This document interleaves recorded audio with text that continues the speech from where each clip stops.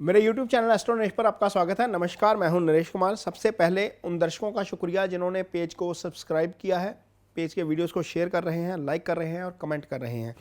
हम मई महीने का राशिफल लेकर आए हैं और ये राशिफल अब थोड़ा सा नए अंदाज में होगा ताकि आपको अंडरस्टैंडिंग हो सके कि आपकी कुंडली में ग्रहों की स्थिति क्या है, मई महीने में क्या बदलेगा। उससे आपके प्रोफेशन के ऊपर, आपकी आय के ऊपर, आपकी हेल्थ के ऊपर, आपके रिलेशनशिप के ऊपर और आपके स्टडी के ऊपर इसका क्या असर आएगा। तो मई महीने की बात करेंगे और बात करेंगे तुला राशि के जातकों की। तुला राशि के जातक काफ़ी परेशान हैं। 7.5 ने परेशान कर दिया, ढैया ने परेशान कर दिया, शनि के ढैया ने परेशान कर दिया। अब केतु जो है यहीं पर हैं, वो केतु अभी यहीं पर रहेंगे, तब तक परेशान रहेंगे। थोड़ा सा केतु, ये तुला राशि के जातकों को राहत नहीं मिल रही है, लेकिन अक्टूबर के बाद पूरी राहत मिलेगी जब केतु यहाँ से हट जाएंगे। खैर, ये शुभ गोचर में नहीं है। ये राशि, ये जो कुंडली है, पहली बात तो ये तुला राशि की कुंडली है, तुला लगन की कुंडली नहीं है। ये पहली मई की स्थिति है ग्रहों की, जहाँ पर चंद्रमा 11वें भाव में है।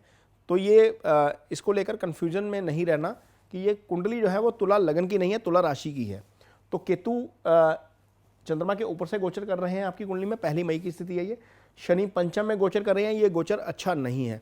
एक गोचर जो आपकी कुंडली में अच्छा हो गया, अब थोड़ा सा आपको उसका राहत भी मिलनी शुरू हो गई। अब देखेंगे कि चीज़ें चेंज हो रही हैं। वो हो गया गुरु का। गुरु 22 अप्रैल को राशि परिवर्तन कर गए हैं। 30 अप्रैल को गुरु उदय हो गए हैं और गुरु यहाँ पर आ गए हैं केंद्र में। और किसके साथ आ गए हैं? राहु के साथ। बुध यहाँ पर ऑलरेडी गोचर कर रहे हैं। 21 जो अप्रैल है तब वो मार्गी हो चुके हैं, यहाँ पर वक्री चल रहे थे। सूर्य यहाँ पर गोचर कर रहे हैं सप्तम भाव में। ये गोचर शुभ नहीं है। सूर्य, पहली बात तो राहु केतु एक्सिस में है, दूसरी बात सप्तम में सूर्य का गोचर अच्छा नहीं होता, छठे का गोचर अच्छा होता है। सूर्य आगे जाएंगे, 15 तारीख को राशि परिवर्तन करेंगे, अष्टम में चले जाएंगे, यहाँ पर भी शुभ गोचर में नहीं रहेंगे। सूर्य ओवरऑल हेल्थ के कारक होते हैं, सूर्य करियर के कारक हैं, सूर्य सत्ता के कारक हैं, ये यहाँ पर अच्छे नहीं हैं। शुक्र का गोचर जो है वो अष्टम में अच्छा होता है, आगे जाएंगे 9वें में चले जाएंगे तब भी अच्छे रहेंगे। तो शुक्र क्या करेंगे? शुक्र आपकी कुंडली में 2 मई को राशि परिवर्तन करेंगे, यहाँ पर आ जाएंगे, ये गोचर अच्छा हो जाएगा, ये पहले भी अच्छा है।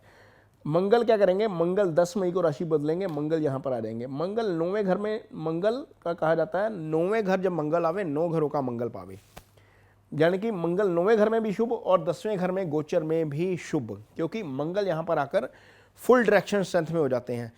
कहने वाले कह सकते हैं कि मंगल नीच है, लेकिन यहाँ पर मंगल पूरे दिग्बल के साथ है, पूरे मजबूत है। ग्रह को नापने के लिए 6 जो पैरामीटर होते हैं, जिसको हम वो बोलते हैं आपकी कुंडली में षडबल।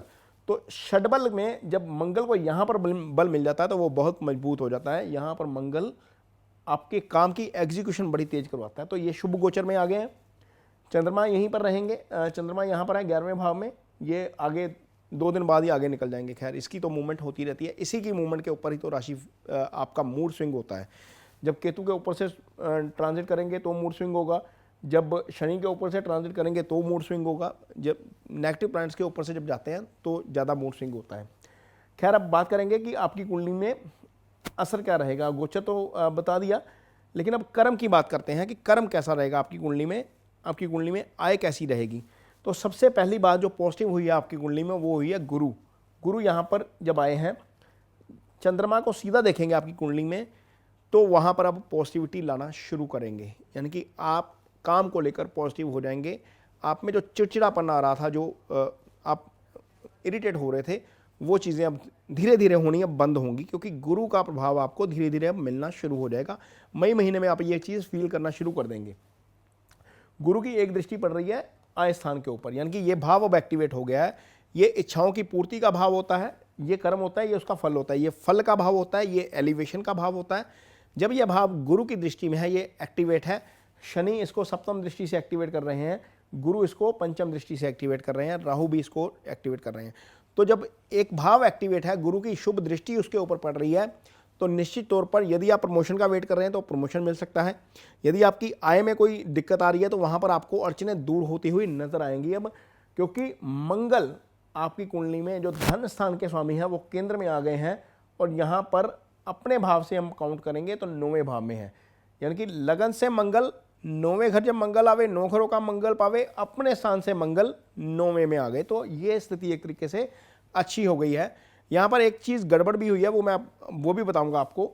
ये शटाष्टक योग भी बन गया है, इसके बारे में भी बताएंगे कि आपको इसका क्या नुकसान हो सकता है, वहाँ पर ध्यान रखने की ज़रूरत पड़ेगी।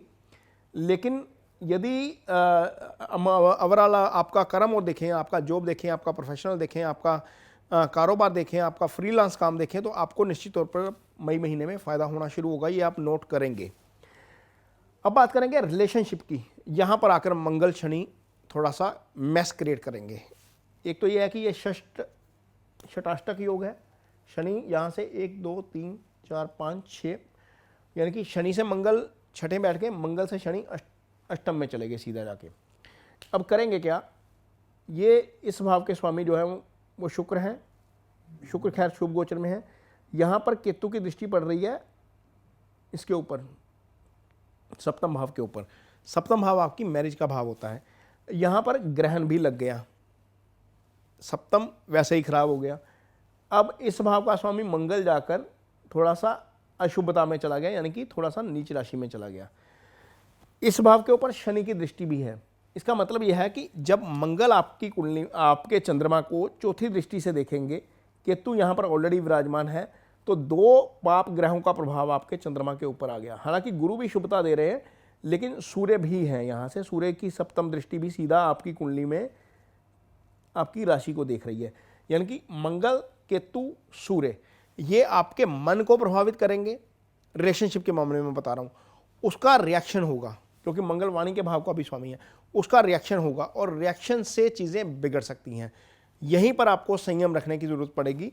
शनि तीसरी दृष्टि से सप्तम को देख रहे हैं, तो सप्तमेश आपका लगन जो है वो चंद्रमा एक तरीके से डिस्टर्ब है, आपका सप्तम डिस्टर्ब है, तो आप सप्तम डिस्टर्ब है, तो सप्तम का डिस्टर्ब होना और आपके चंद्रमा का ज़्यादा डिस्टर्ब हो जाना आपके रिलेशनशिप के लिहाज से अच्छा नहीं है। आपका रिएक्शन अवर हो जाएगा। रिएक्शन अवर नहीं होना चाहिए, चाहे आप जॉब में हैं, चाहे आप पर्सनल लाइफ में हैं।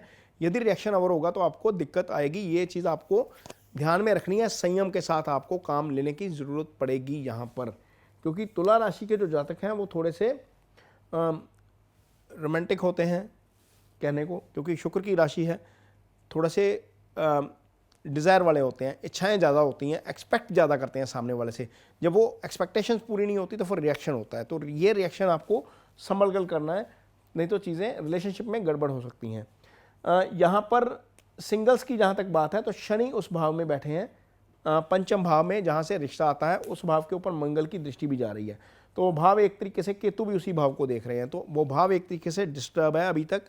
जब तक मंगल यहाँ पर हैं, कम से कम तब तक 30 जून तक मंगल यहाँ पर रहेंगे, तब तक ये भाव डिस्टर्ब रहेगा। 30 जून के बाद भी खैर मंगल सीधा शनि को देखना शुरू कर देंगे, क्योंकि ये मंगल शनि सामने समसप्तक में आ जाएंगे।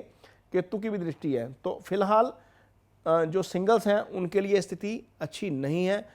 तुला राशि के जातकों के लिए अभी रिश्ता नहीं बनता, कम से कम जब तक मंगल यहाँ से आगे नहीं निकल जाते। जब मंगल यहाँ से आगे निकलेंगे, सप्तम आपका पंचम थोड़ा सा खाली होगा, पाप प्रभाव से मुक्त होगा, तो चीज़ें आगे बढ़ेंगी आपके लिए रिश्ते के मामले में। तुला राशि के जातकों के लिए ये रिलेशनशिप की बात है। अब बात करेंगे हेल्थ की, तो हेल्थ के लिहाज से पहले 15 दिन अच्छे रह सकते हैं, क्योंकि सूर्य ओवरऑल हेल्थ के कारक हैं। गुरु केंद्र में चले गए हैं, शुभ प्रभाव में चले गए हैं, शुभ गोचर में चले गए हैं। छठे में गुरु का गोचर अच्छा नहीं है, सप्तम में खैर शुभ हो गया। हालांकि राहु केतु में एक्सिस में आ गए हैं, कहने वाले कह सकते हैं कि राहु केतु एक्सिस में अच्छे फल नहीं मिलेंगे, लेकिन गोचर में फल ठीक रहते हैं। लगन कुंडली में यह स्थिति होती तो शायद आपको प्रॉब्लम होती। गुरु यहाँ पर आपको थोड़ा सा राहत देंगे। हालांकि ये भाव पापकर्त्री में है, एक तरफ शनि है, दूसरी तरफ राहु है। ये पापकर्त्री अभी नहीं टूटेगा, भाव पापकर्त्री में है। तो खाने पीने का ध्यान रखिए। खाने पीने के ध्यान रखने से ही आप बहुत सारी दिक्कतों को, फिजिकली दिक्कतों को थोड़ा सा ओवरकम कर सकते हैं। सूर्य जैसे ही यहाँ पर आएंगे 15 तारीख को, उसके बाद आपके सामने एक चुनौती खड़ी हो जाएगी कि आप दुर्घटना के शिकार हो सकते हैं। यदि आपका काम ड्राइविंग से जुड़ा है, यदि आप हाइट पे काम करते हैं, यदि आप ऐसी मशीन पर काम करते हैं जहाँ पर दुर्घटना के योग बन सकते हैं या दुर्घटना हो सकती है, वहाँ पर आपको सावधानी के साथ काम करना है 15 मई के बाद। ये स्थिति 15 मई के बाद की बता रहा हूँ मैं, पहले नहीं है, लेकिन 15 मई से पहले आपको अपने खान पीन पर प्रॉपर ध्यान रखना है। जो सीजनल डिजीज़ होती है, मई के महीने में अचानक से गर्मी आती है, हम बहुत ज़्यादा खा लेते हैं या स्किन से संबंधित समस्या हो जाती है, इस तरह की प्रॉब्लम आपको हो सकती है, इसका आपको ध्यान रखना है। जहाँ तक स्टडी की बात है तो 2 ग्रह जो स्टडी के कारक हैं, गुरु और बुध, दोनों ही चंद्रमा को देख रहे हैं, तो अब पढ़ाई में मन लगना अब शुरू हो जाएगा। क्योंकि गुरु छठे में गोचर कर रहे थे तो अच्छा नहीं था, लेकिन गुरु जब चंद्रमा को प्रभावित करते हैं, बुध भी जब चंद्रमा को प्रभावित करते हैं, बुध से हम एकेडमिक एजुकेशन देखते हैं, गुरु से हम अप्लाइड नॉलेज देखते हैं, सारी चीज़ें अब सही दिशा में जानी शुरू हो जाएंगी। यानी कि स्टडी के लिहाज से अच्छा है, रिलेशनशिप के लिहाज से अच्छा नहीं है, सिंगल्स के लिए भी अच्छा नहीं, मैरिड के लिए भी अच्छा नहीं, इनकम के लिहाज से अच्छा हो गया, एक तरीके से चीज़ें आपके लिए अच्छी रहेंगी। सेहत के लिहाज से थोड़ा सा ध्यान रखना पड़ेगा, बहुत ज़्यादा मेजर प्रॉब्लम मुझे नज़र नहीं आ रही है तुला राशि के जातकों के लिए। तो ये तुला राशि के जातकों का राशिफल है मई महीने का। ये वीडियो आपको कैसा लगा, इस पर कमेंट बॉक्स में अपनी राय ज़रूर दीजिए। यदि वीडियो अच्छा लगे तो इसे सब्सक्राइब ज़रूर करिए, पेज को शेयर ज़रूर करिए और कमेंट ज़रूर करिए। इसके साथ ही मुझे दीजिए इजाज़त। नमस्कार।